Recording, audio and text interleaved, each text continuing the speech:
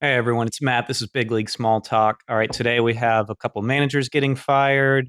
We have a candidate for the play of the year already. We have Jacob Misiorowski throwing super hard again. And then we have another today in history. All right, so managers getting fired. First one, Carlos Mendoza with the Mets.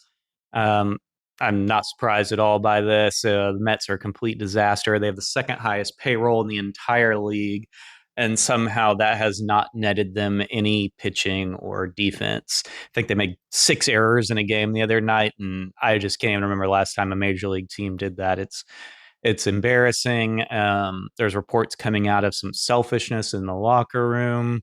That kind of stuff is bound to come out at times like this when teams are struggling. Winning kind of cures all. But I think there's no surprise in that. I think nobody's blaming exclusively Mendoza, but something had to be done. A lot of people are blaming the roster construction. I'm inclined to agree. Pitching and defense wins championships. I know they have tons and tons of money they can throw at people, but there's more to baseball than just standing in the batter's box. I'll leave it at that. All right. Another manager, this time the general manager of the Angels, Perry Manassian, was fired. He's been there for a while. He's had some successes. Just off the top of my head, I think of Zach Neto, their shortstop, Logan O'Hoppe, the catcher. Might have been a trade, but a lot of guys they were known to bring up to the big leagues really fast. They've had some successes, but overall, this just been a very bad team for years. Despite having Mike Trout, despite having Ohtani, I know they had injuries, but I'm not surprised by this at all. Was it all Manassian's fault? No, of course not. Artie Moreno, the owner there, is known to be meddling in the affairs all the time. And I think a lot of people are familiar with some football owners that are like that, and it rarely works out. There's too much to know nowadays. There's too much information out there. There's always been a lot of information and stats in baseball, but now there's more analysts working on it than ever, just to make sure there aren't mistakes made. And I'm not surprised by this, but they installed John Mozeliak, who's been around some different organizations in the front office. Um, but I'm not sure what difference anybody could make there when they're hamstrung a bit by a meddling owner. All right. So we have a play of the year candidate already. This might be the front runner. Derek Hill, just incredible extension on this home run robbery in right center field. The alternate angles are even crazier. What made it so awesome is he didn't stop and line it up. He just ran straight into the wall, full extension. The excitement was there. It was genuine. It wasn't like showboating. So that was pretty cool. And then another one, not quite a home run robbery, sort of. I mean, technically robbed the home run, but it wasn't an out. So saved a home run, I guess.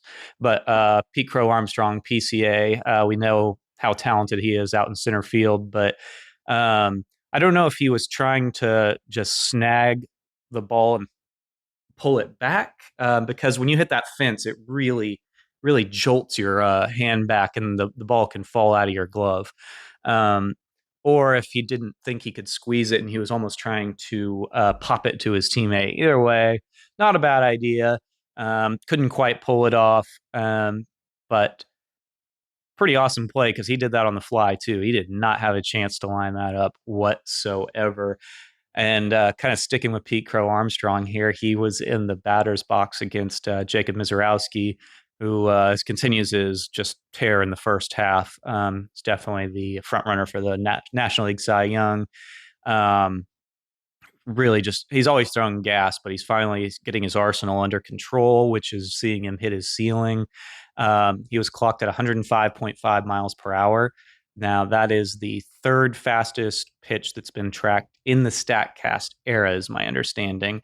Now, understand that only goes back, I think, like 10 years or something. So that's the most precise tracking that we have. There's been a lot of talk about faster pitches throughout history. You go all the way back to the beginning of the 1900s with Walter Johnson, where he threw, I think, 93 or 94 miles per hour flat-footed in dress shoes, and I think they measured it at from a it was like 90 something feet away. It wasn't even a 60-foot 6-inch mound. It was something crazy like that, and he was still throwing gas. Bob Feller was the next famous one. They had a machine um, mechanism that measured, I think, artillery shells in World War II.